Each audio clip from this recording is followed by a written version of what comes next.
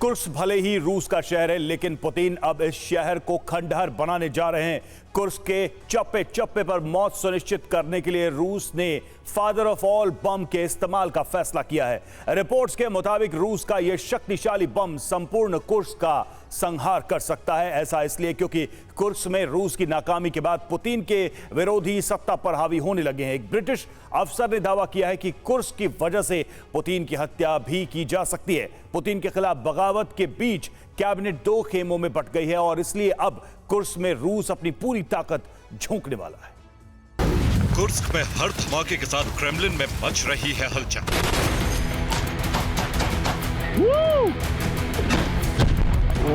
Kursk में हर blast Putin के दुश्मनों को बेचैन कर रहा है।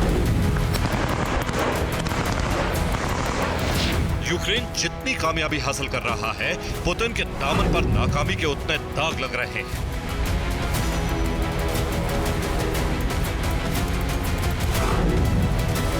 युद्ध के बाद से जब जब पुतिन पर नाकामी का दाग लगा है, पुतिन क्रेमलिन में दुश्मनों से घिर गए हैं।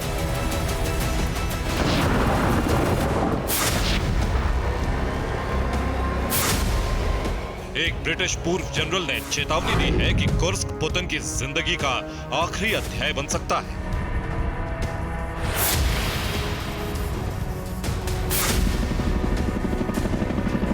कुर्स्क में यूक्रेनी फौज की कामयाबी के बाद क्रेमलिन में कुछ बड़ा हो सकता है।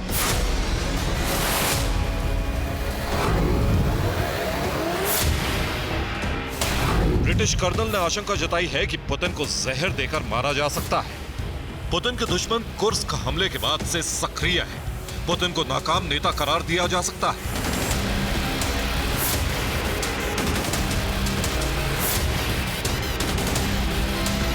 यानी अब कुर्स्क में यूक्रेन की कामयाबी से सिर्फ रूस की संप्रभुता को खतरा नहीं, बल्कि पुतिन की जिंदगी भी जोखिम में पड़ गई है।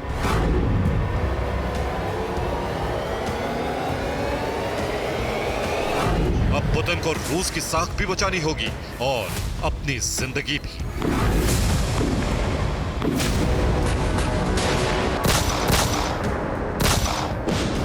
क्योंकि अमेरिकी चुनाव से ठीक पहले कुर्स्क में यूक्रेन ने अपनी जाबाजी दिखाकर पेंटागन को बहुत बड़ा संदेश दिया है।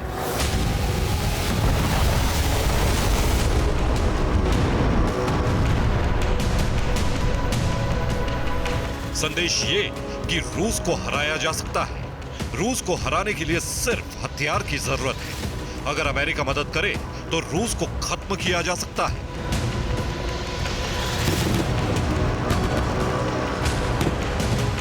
यूक्रेन ने अमेरिका, जर्मनी, फ्रांस जैसे देशों में यूक्रेन के हथियार देने वाली विपक्षी पार्टियों को कुर्स्क से बहुत बड़ा सबक दिया है।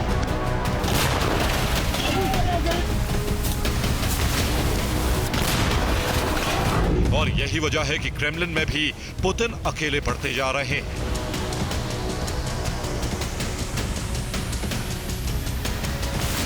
पुतिन चाहते हैं कि यूक्रेन में बड़े हमले करके यूक्रेन को लाचार बनाया जाए, जबकि क्रेमलिन में मौजूद कैबिनेट चाहती है कि रूस संपूर्ण शक्ति का इस्तेमाल करे और कुर्स्क में यूक्रेनी फौज को भस्म कर दिया जाए।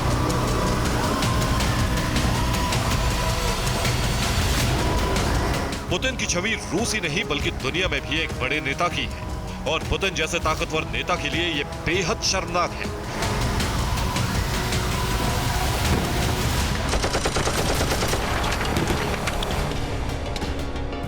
कि कुर्स्क में अनगिनत रूसी सैनिकों ने समर्पण किया। यूक्रेन ने कई लोगों को युद्धबंदी बना ली। रूस के नागरिकों को घर छोड़कर जाना पड़ा।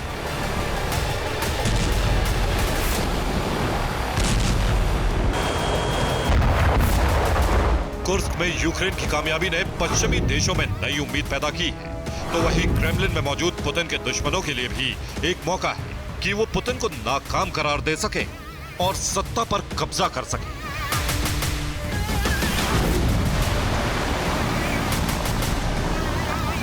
क्रेमलिन में बदलते हालात का असर कुर्स्क में दिखने भी लगा है। पुतिन ने अपनी सेना को खुली छूट दे दी।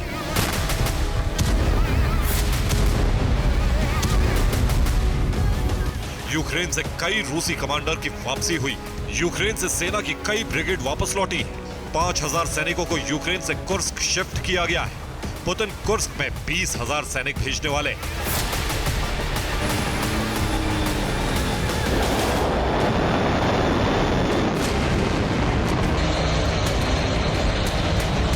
पुतिन ने अब कुर्स्क को खंडर बनाने का मन बना लिया है। यूक्रेन फौज को भस्म करने के लिए वाप 3000 बम से हमले शुरू कर दिए गए। 3000 किलो का यह बम जहां गिरता है वहां आधे किलोमीटर के इलाके में कुछ नहीं बचता। यूक्रेन को कुर्स्क में भारी नुकसान उठाना पड़ रहा है।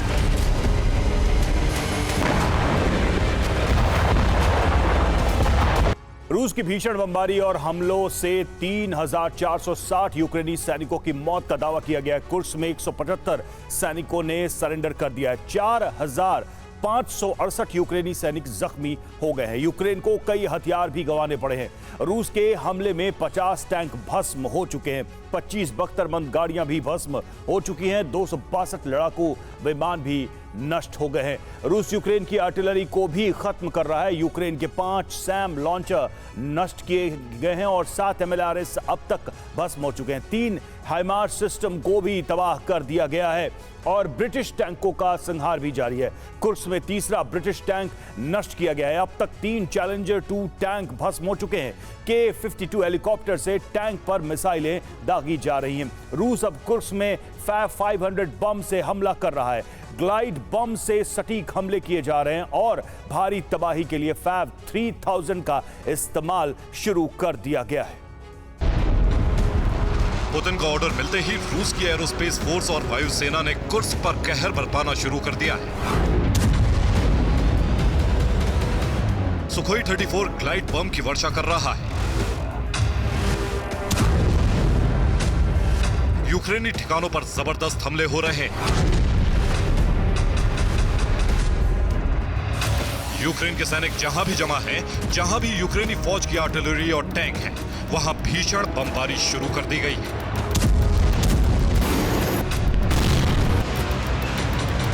कुर्स्क में यूक्रेनी फौज से 30 इलाके वापस छीने गए हैं। रूसी मोटार राइफल यूनिट तेजी से आगे बढ़ रही है। हवा और जमीन से यूक्रेनी सेना पर बड़े हमले हो रहे हैं। कुर्स्क में यूक्रेनी सेना को कमजोर करने के लिए सूमी से लगातार हमले हो रहे हैं।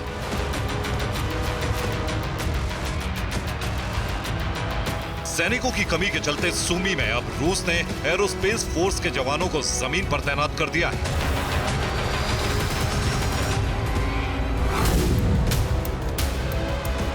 नई तैनाती के बाद सूमी में बड़े धमाके हो रहे हैं। यूक्रेनी आर्टिलरी और हाइमार्स को टारगेट किया जा रहा है।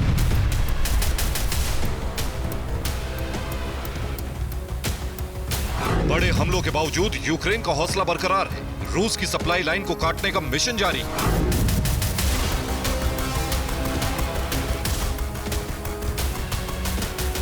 कुर्स्क में सईन नदी पर एक और पुल को उड़ा दिया गया है। अब तक नदी के 2 पुल गिराए जा चुके हैं। रूस को टेम्पररी पुल से काम चलाना पड़ रहा है। जंग में यूक्रेनी सेना के नए प्रयोग भी जारी है। अब यूक्रेनी फौज ने ड्रोन में AK-47 लगा दिया है ताकि कहीं भी हवा से गोलीबारी की जा सके।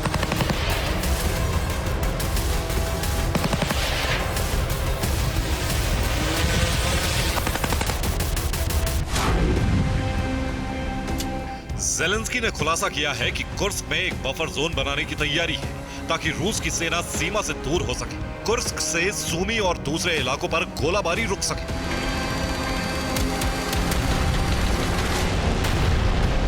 जिस तरह रूस अपने बेलगोरोद और रोस्टोव जैसे शहरों को बचाने में खार्किव में बफर जोन बनाने की कोशिश में था, यूक्रेन भी वैसा ही कर रहा है। कुर्स्क के अलावा रोस्टोव में भी हमले तेज हो गए हैं।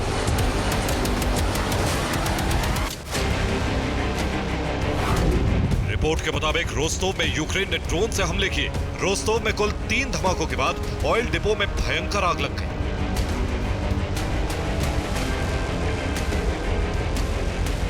यूक्रेन ने दावा किया है कि रूसी सैनिकों के लिए तेल जमा किया गया था, जिसे यूक्रेन ने भस्म कर दिया। कुर्स्क अभियान के बीच जर्मनी से यूक्रेन को बड़ी मदद मिली।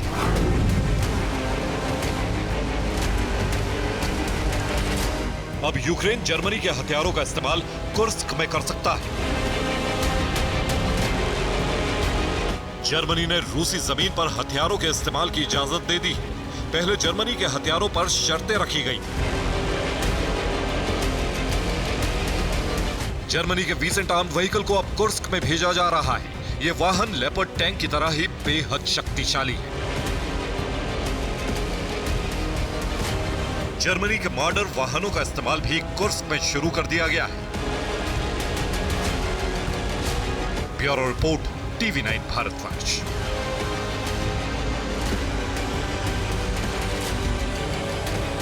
वहीं लेबनान में इजरायल के फाइटर जेट का हमला, हिजबुल्लाह के ठिकानों पर जबरदस्त बमबारी। लेबनान के हैनिन इलाके में वायुसेना का हमला।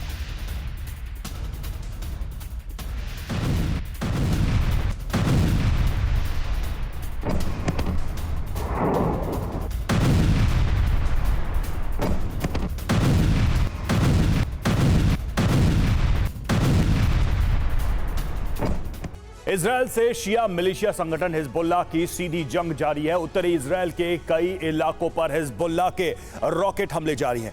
इसके साथ ही हिज्ब ने नई रणनीति अपनाई है, लोन वुल्फ अटैक, यानी इजरायल के अहम शहरों में अपने लड़ाके भेजकर विध्वंसक विस्फोट कराना। हिजबुल्लाह इजरायल में दोहरी रणनीति लागू कर चुका है, लेकिन हिजबुल्लाह का असली प्लान ये नहीं है। हिजबुल्लाह भी अब मोसाद की रणनीति पर चल रहा है। इजरायल के टॉप लीडर्स अब हिजबुल्लाह के टारगेट पर है।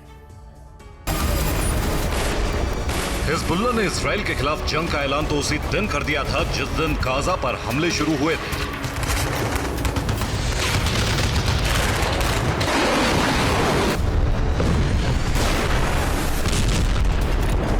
लेकिन करीब साल भर की जंग के बाद हिजबुल्लाह ने रणनीति में बदलाव कर दिया है। हिजबुल्लाह ने इजराइल के खिलाफ 3 फ्रंट खोल दिए हैं। पहला फ्रंट है इजराइल से सीधी जंग, यानी रॉकेट और मिसाइल हमले। दूसरा फ्रंट है इजराइल के शहरों में बम विस्फोट। और तीसरा फ्रंट है इजरायली नीति निर्माता नेताओं को मोसाद की तरह हमले करके खत्म करना।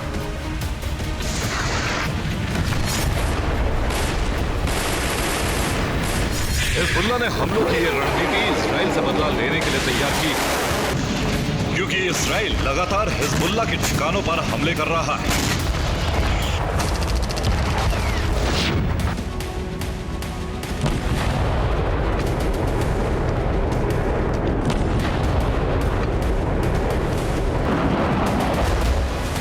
अगस्त को इजराइल ने एक बार फिर दक्षिणी लेबनान के कई शहरों पर हमले किए।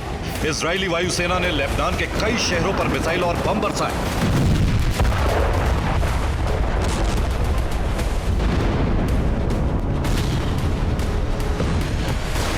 इजराइल के हमलों में हिजबुल्लाह के एक सीनियर कमांडर भी मारा गया। 18 अगस्त को इजरायली सेना ने लेबनान के कई शहरों पर हमले किए। इनमें हिजबुल्लाह के 6 से ज्यादा मिसाइल लॉन्च पैड नष्ट हो गए। हमले में हिजबुल्लाह का कमांडर फादी कनान मारा गया। इसके बाद हिजबुल्लाह ने इजराइल के खिलाफ तिहरी जंग का मोर्चा खोल दिया। हिजबुल्लाह ने उत्तरी इजराइल पर रॉकेटों की बरसात कर दी।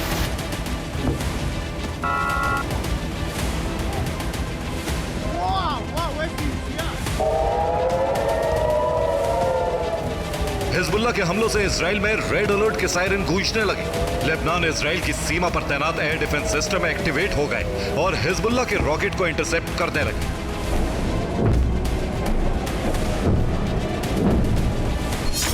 हिजबुल्लाह के उत्तरी इजराइल के किरियत Simona, Shlomi, Sheba farms, baron और नाहरिया पर हमले किए। हिजबुल्लाह ने 50 से ज्यादा रॉकेट इन शहरों पर बरसाए।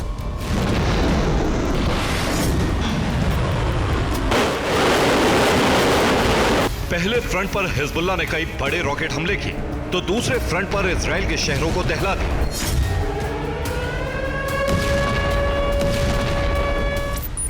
हिजबुल्लाह के फिदाइन लड़ाकों ने 18 अगस्त को इजराइल की राजधानी तेल अवीव में बम विस्फोट किया। तेल अवीव से आई सीसीटीवी फुटेज में बम विस्फोट नजर आ रहा है।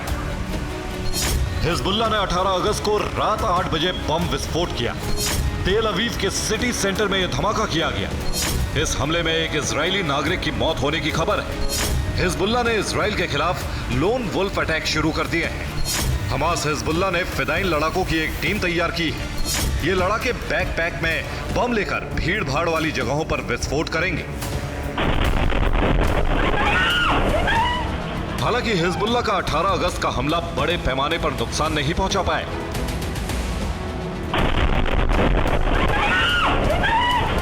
इजराइल के खिलाफ हिजबुल्लाह का तीसरा मोर्चा है इजराइल की लीडरशिप को ध्वस्त कर देना।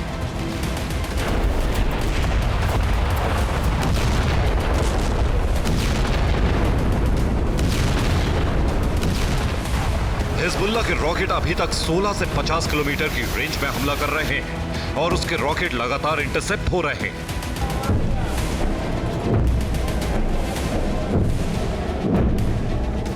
अब हिजबुल्लाह ने इजराइल के खिलाफ ड्रोन का इस्तेमाल शुरू कर दिया है और इन ड्रोन का निशाना है इजराइल की लीडरशिप। ये इजराइल के तेल अवीव से आई तस्वीरें हैं जहां सायरन गूंज रहे हैं और अफरा तफरी का माहौल है।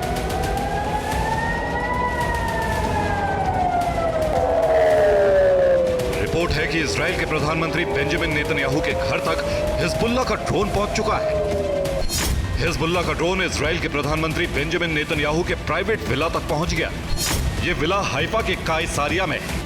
हिजबुल्लाह के ड्रोन ने नेतन्याहू के विला की तस्वीरें भी खींची। विला के करीब ड्रोन पहुंचते ही इजरायली डिफेंस सिस्टम ने वार्निंग अलार्म बजा दिया। इजरायली सेना का दावा है कि विला सुरक्षित है और इलाके में कोई ड्रोन नहीं है।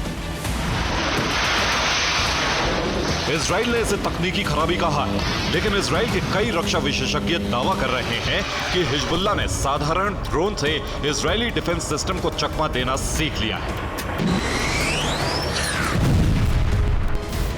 अब से पहले भी हिजबुल्लाह कई इजरायली सैन्य ठिकानों की रेकी कर चुका है और इजराइल को इसकी भनक तक नहीं लगी।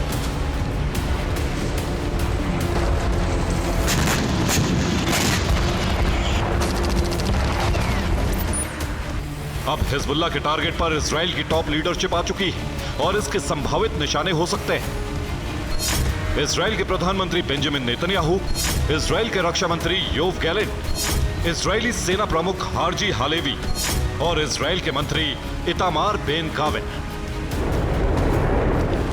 जिस तरह इजराइल हमास और हिजबुल्लाह की लीडरशिप को टारगेट करके खत्म करने की रणनीति पर काम कर रहा है, उसी तरह हिजबुल्लाह भी इजरायली लीडरशिप के खिलाफ हमले शुरू कर चुका है।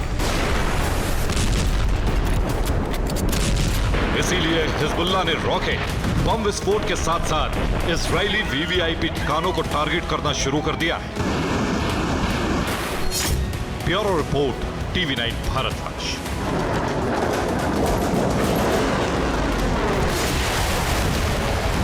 इधर कुर्स में रूस का ड्रोन अटैक तेज हो गया है। हमले में यूक्रेन की आर्मर्ड व्हीकल नष्ट हो गई। आर्मर्ड व्हीकल में सवार सैनिक जख्मी हो गया।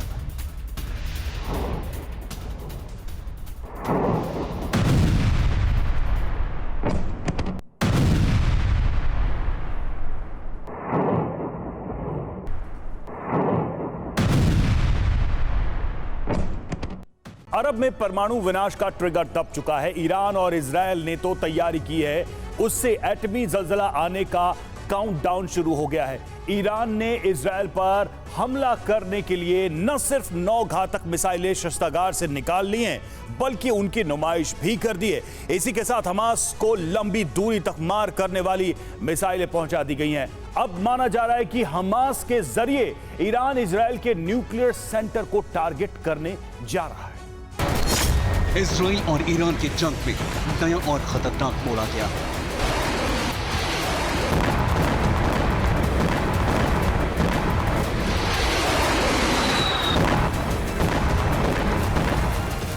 ईरान ने इजराइल पर हमले के लिए 9 घातक हथियार उतार दिए।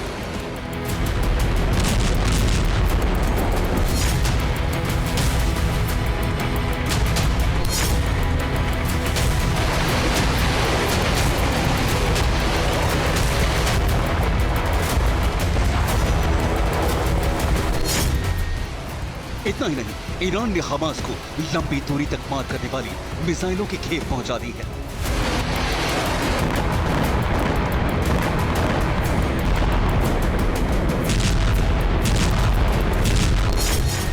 ईरान और उसके प्रॉक्सी के टारगेट पर इजराइल के एटमी सेंटर हैं।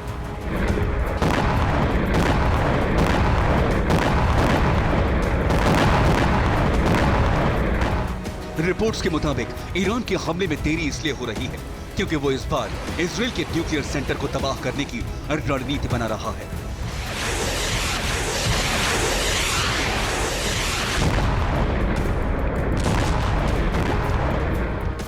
ईरान जिन 9 ब्रह्मास्त्र से इजरायली एटमी सेंटर को दहराने वाला है, उनमें से पहले का नाम है सिंजर मिसाइल।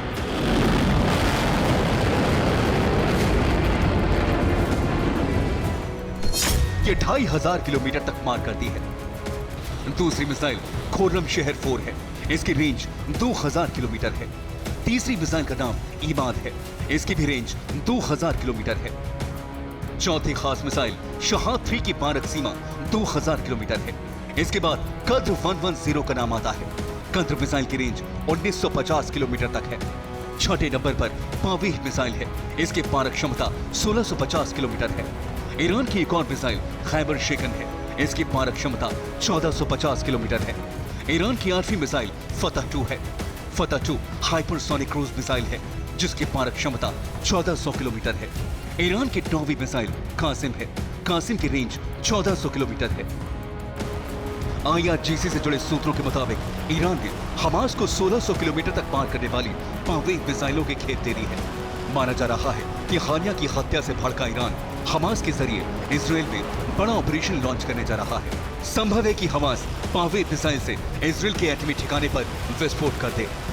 ईरान और उसके प्रॉक्सी के टारगेट पर इजराइल के जो एटमी ठिकाने हैं वो हैं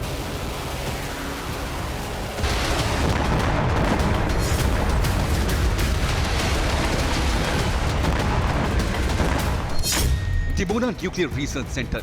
यहाँ प्लूटोनियम के प्रोडक्शन और हथियारों से संबंधित इंफ्रास्ट्रक्चर है। इजराइल का दूसरा हथियार भंडार एलबन में है।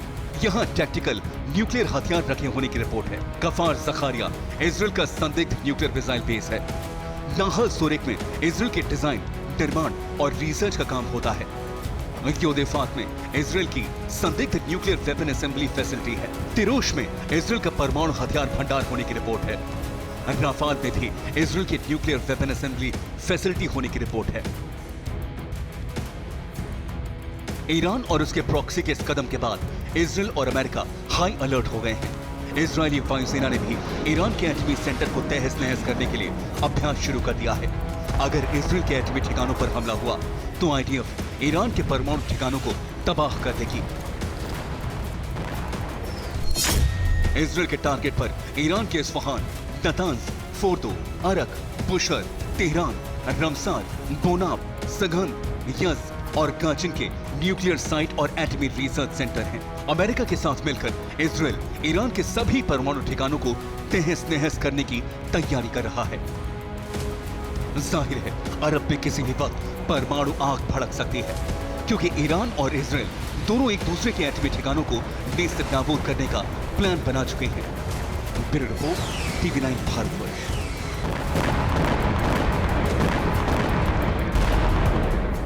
और बाइडेन एक तरफ गाजा में सीज फायर की कोशिश कर रहे हैं, तो वहीं दूसरी तरफ इजरायल को हथियारों का भारी जखीरा भी पहुंचाया जा रहा है। बाइडेन के इस दोहरी नीति पर सवाल उठ रहे हैं, लेकिन माना जा रहा है कि हथियार हिजबुल्लाह पर हमले के लिए भेजे जा रहे हैं। वैसे हमास ने एक बार फिर सीज फायर की शर्तों को मानने से इनकार कर दिया है। न हमास हार मान रहा है और न इजरायली सेना के ऑपरेशन की रफ्तार थमी है।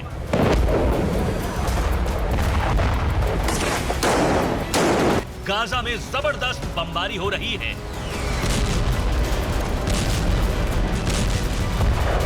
इजरायल ने सोमवार की सुबह गाजा के कई इलाकों पर जबरदस्त प्रहार किया।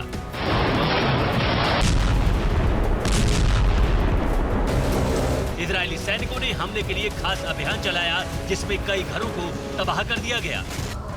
राफा बॉर्डर के इलाके में कई हमले किए गए। खान यूनुस में तलाशी अभियान चलाया गया। वेस्ट बैंक में भी कई जगहों पर सर्च अभियान चलाया गया। दूसरी तरफ हमास भी पूरी तरह से एक्टिव है। कई जगहों पर इजरायली सेना पर हमले किए गए। घरों में छिपकर हमास लड़ाके रॉकेट से प्रहार कर रहे हैं। इजरायली सेना को हमास के गुरिल्ला हमलों से भारी नुकसान उठाना पड़ा है।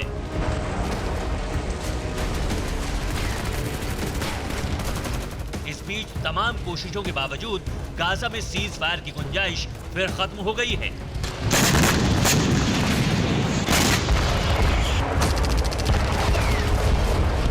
हमास ने सीज फायर की शर्तों को मानने से इनकार कर दिया है।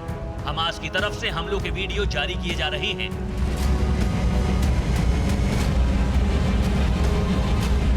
लगातार युद्ध की वजह से अब गाजा का संपूर्ण विनाश निश्चित लग रहा है। एक रिपोर्ट में दावा है कि गाजा का 80% इलाका खंडहर बन चुका है। 35,000 लोगों के शव अस्पतालों से निकाले गए हैं। 7,000 शव लगातार बमबारी की वजह से नहीं निकाले जा सके। गाजा के 10,000 से अधिक लोग लापता हैं। रिपोर्ट में दावा है कि भारी हथियारों के इस्तेमाल की वजह से कई शव मलबों में ही भस्म हो गए।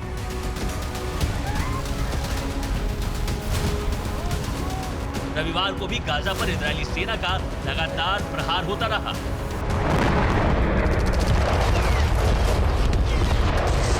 गाजा के सरकारी आंकड़े के मुताबिक रविवार को 25 लोगों की मौत हो गई। शनिवार को 72 लोगों की मौत हुई थी। गाजा में मरने वालों की संख्या 40,000 के पार हो गई है। गाजा में घर घर तलाशी का अभियान जारी है। इजराइल की सेना को जहां भी हमास के लड़ाकों के छिपे होने की जानकारी मिलती है, वहां के पूरे इलाके में सर्च अभियान चलाया जा रहा है।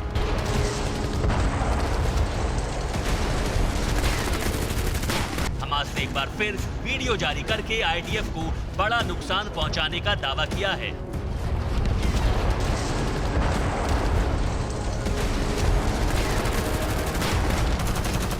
वीडियो में दिखाया गया कि किस तरह गाजा की सड़कों पर इजरायली सेना पर छिपकर हमले हो रहे हैं। इजराइल के एक हेलीकॉप्टर के वीडियो से दावा किया जा रहा है कि गाजा से जख्मी सैनिकों को ले जाने के लिए इजराइल हेलीकॉप्टर का इस्तेमाल कर रहा है।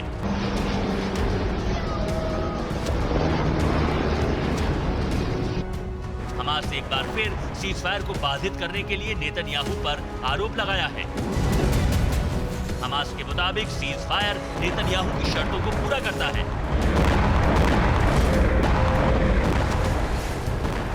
गाजा सीजफायर बातचीत का एक नया दौर गुरुवार और शुक्रवार को दोहा में हुआ था।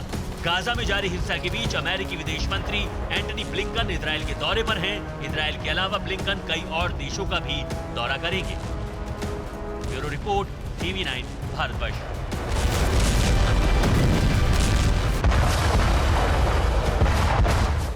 इधर दक्षिण चीन सागर में एक बार फिर चीन और फिलीपींस की नेवी का टकराव हुआ है। इस बार चीन ने फिलीपींस पर बड़ा आरोप लगाते हुए कहा कि फिलीपींस ने जानबूझकर दक्षिण चीन सागर में एक चीनी जहाज को टक्कर मार दी। चीन के कोस्ट गार्ड ने सोशल मीडिया पर एक वीडियो भी जारी किया है। दक्षिण चीन सागर का ब्लू जोन चीन और फिलीपींस के बीच विवादों का जोन बन गया है।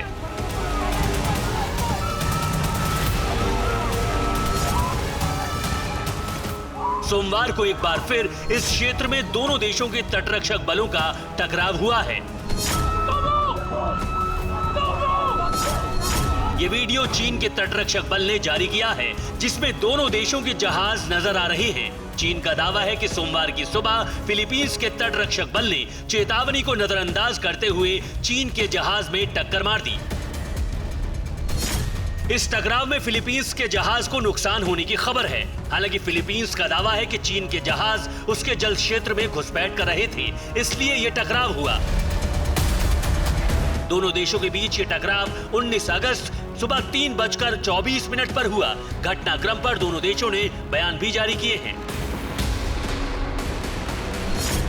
चीन ने कहा है कि 19 अगस्त को फिलीपींस के 2 तटरक्षक जहाजों ने सबीना शोल के पास घुसपैठ की। चेतावनी देने के बाद भी फिलीपींस के जहाज नहीं रुके, जबकि फिलीपींस ने कहा है कि दक्षिण चीन सागर में अपने अधिकारों की रक्षा करने के लिए मनीला की कार्रवाई किसी को उकसाने के लिए नहीं है।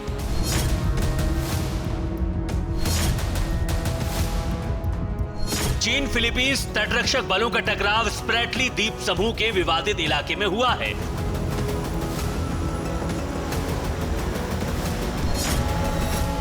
अप्रैल में भी फिलीपींस के कोस्ट गार्ड ने अपने जहाज बीआरपी टेरेसा मैकबानुआ को सबीना में तैनात किया था। तभी भी चीन के साथ टकराव हुआ था, क्योंकि चीन सबीना शोल के इलाके में नए द्वीपों का निर्माण करके कब्जा जमाने की कोशिश कर रहा है। Bureau report, TV9 Bharatvarsh. Kolkata rape कांड में आज सुप्रीम कोर्ट में सुनवाई। सीजेआई की बेंच करेगी सुनवाई। रेप कांड में सुप्रीम कोर्ट ने स्वतः संज्ञान लिया।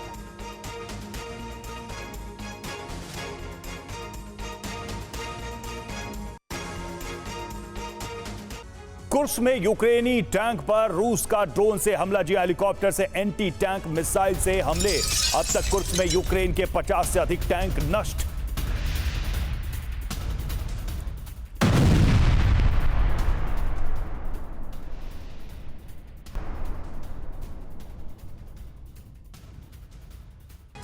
यूक्रेन ने कुर्स्क की जंग अमेरिका और यूरोप के इशारे पर शुरू की, लेकिन अब यह पूरे यूरोप के लिए संकट बन गया है। यूरोप में रूस के सबसे करीबी मित्र देश बेलारूस ने ऐलान कर दिया है कि कुर्स्क की जंग महायुद्ध का एपिसेंटर बनने की ओर बढ़ रही है। बेलारूस के राष्ट्रपति अलेक्जेंडर लुकाशेंको ने कहा कि रूस को संप्रभुता की रक्षा का अधिकार है और जरूरत पड़ने पर रूस को न्यूक्लियर हमला कर देना चाहिए। इसके साथ ही बेलारूस ने यूक्रेन सहित यूरोप पर बड़े हमले करने के लिए न्यूक्लियर तैनाती कर दी है। देखिए कैसे कुर्स्क की जंग यूरोप के लिए सबसे बड़ा संकट बन चुकी है।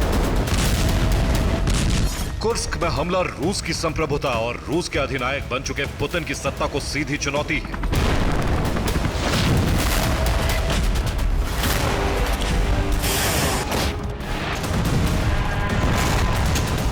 कुर्स्क पर हमला होने के बाद से क्रेमलिन की कैबिनेट बैठक में पुतिन के यूक्रेन पर हमले के निर्णय पर सवाल उठने लगे हैं।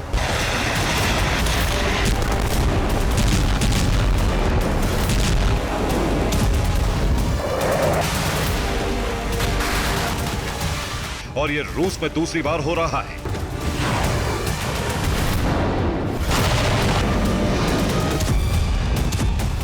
वैगनर प्रमुख प्रिगोजिन के विद्रोह के बाद पुतिन की सत्ता पर सवाल उठे थे और कुर्स्क पर हमले के बाद एक बार फिर पुतिन उसी तरह के संकट में घिर गए।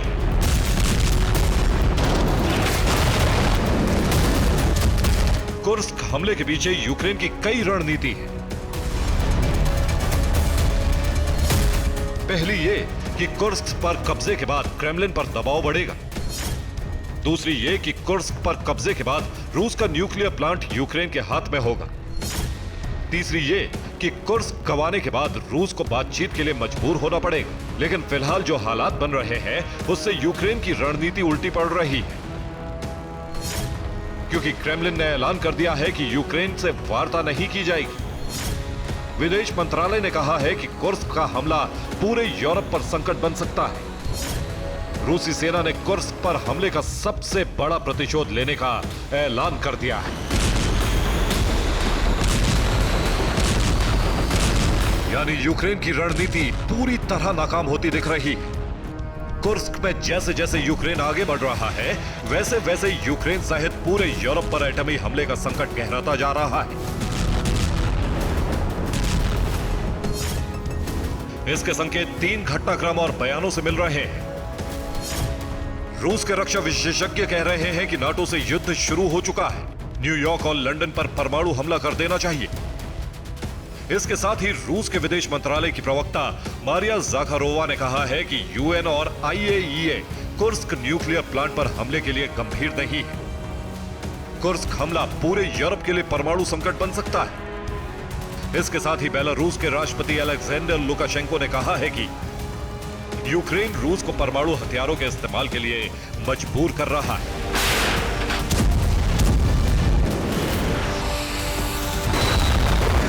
रूस के सामने सबसे बड़ी चुनौती कुर्स्क को बचाना है और उसके साथ ही यूक्रेन की जीती हुए जमीन पर कब्जा जमाए रखना भी है।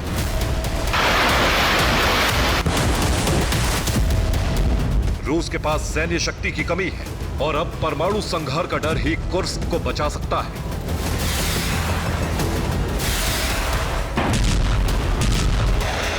रूस ने 2023 में बेलारूस की धरती पर एटमी हथियार तैनात कर दिए थे और अब रूस का मित्र देश यूक्रेन सहित यूरोप के खिलाफ एटमी चक्रव्यूह तैयार कर चुका है।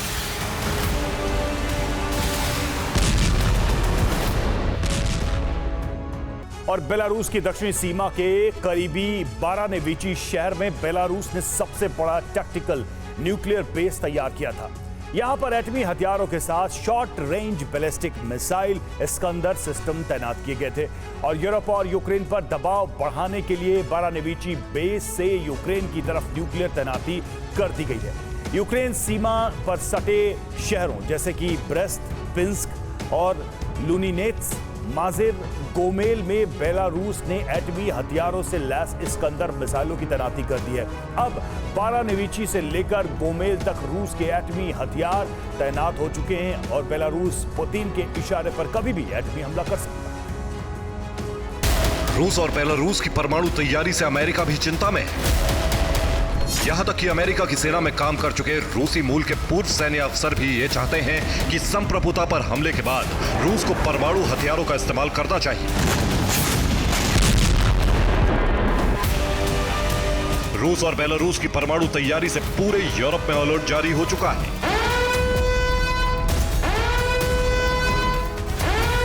क्योंकि बेलारूस के फ्रंट से परमाणु तैनाती के साथ ही सैन्य तैनाती भी हो चुकी है।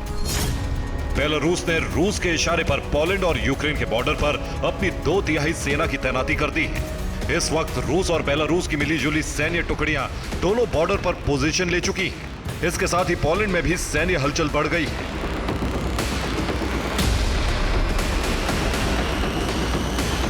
ये पोलैंड से आई तस्वीरें हैं, जहां बॉर्डर से सटे शहरों में पोलैंड ने सेना को स्पेशल अलर्ट पर रखा है। पोलैंड सेना की आर्टिलरी और इन्फेंट्री को तेजी से बॉर्डर पर रवाना किया जा रहा है। रूसी परमाणु हमले की आशंका इस कदर बढ़ चुकी है कि उससे बचने के लिए अमेरिका और यूरोप ने छल युद्ध शुरू कर दिया है।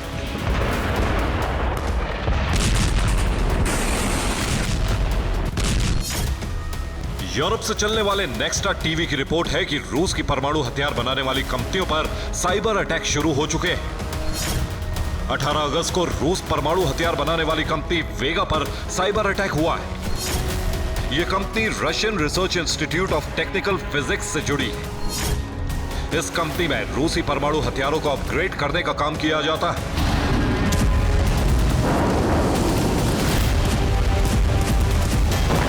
यूरोप और अमेरिका भी इस बात की आशंका को खारिज नहीं कर रहे हैं कि रूस परमाणु हमले की तैयारी कर चुका है।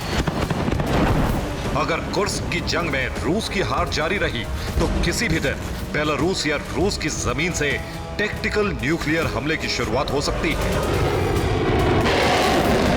Bureau report, TV9 भारतवंश। वहीं सुखोई 34 का खार्किव में हमला, यूक्रेनी S-300P मिसाइल लॉन्चर नष्ट हुआ। बेल्गोरोड पर मिसाइल अटैक का बदला लिया।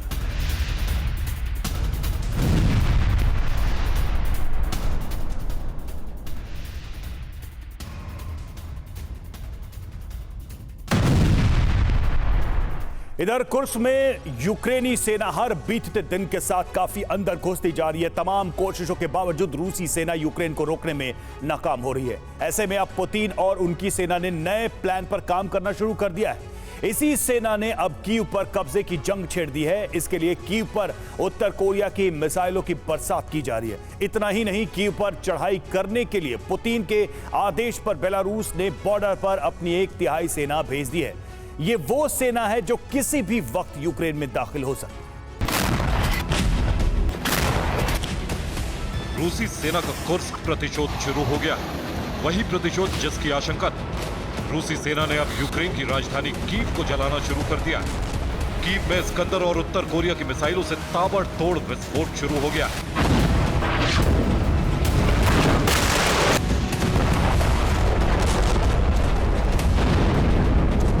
24 घंटे के अंदर रूस ने यूक्रेन में कई मोर्चों पर भीषण बमबारी की।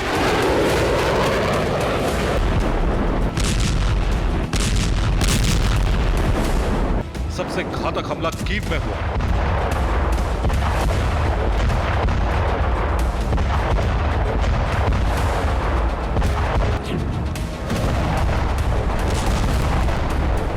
रूसी सेना ने कीव पर सुबह सुबह उत्तर कोरिया के बैलिस्टिक मिसाइल KN-23 से हमले किए।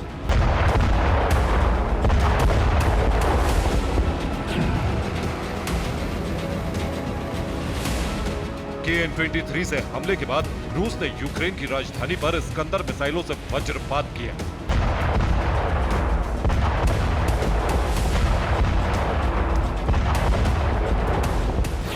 कीव में रूसी सेना ने 20 से ज्यादा मिसाइलें दागी।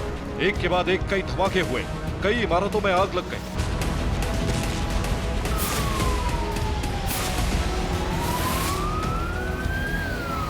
खेरसोन में रूस ने KH-38 क्रूज मिसाइल से धमाका कर यूक्रेनी सेना के ठिकाने को तहस नहस कर दिया।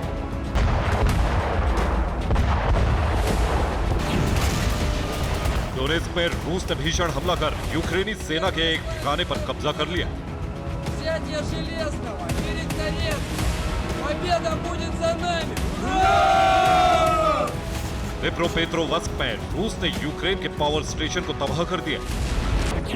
रूसी सेना ने कुछ ही घंटों के अंदर 40 मिसाइलें और 200 ड्रोन दागकर यूक्रेन को दहला दिया।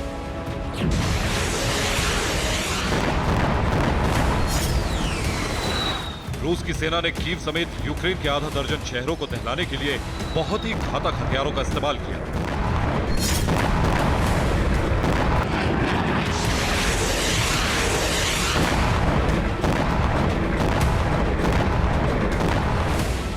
Iskander missile, KN-23 missile, KH-38, वाप 3000, वाप 500 और Su-34 ये वो हथियार हैं जिससे रूसी सेना ने सुबह सुबह यूक्रेनी शहरों का संहार किया।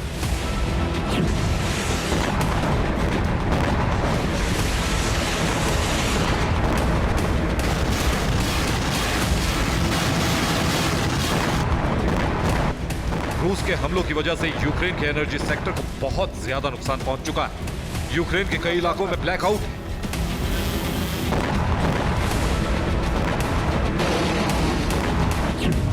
रूसी हमलों की वजह से यूक्रेन के आधे से ज्यादा एनर्जी ठिकाने ध्वस्त हो चुके हैं। हमलों की वजह से यूक्रेन की 9 गीगावाट बिजली बनाने की क्षमता खत्म हो गई है।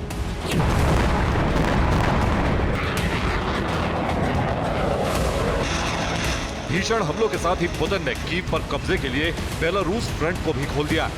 पुतिन के आदेश पर बेलारूस की 1/3 सेना यूक्रेनी बॉर्डर पर पहुंच चुकी।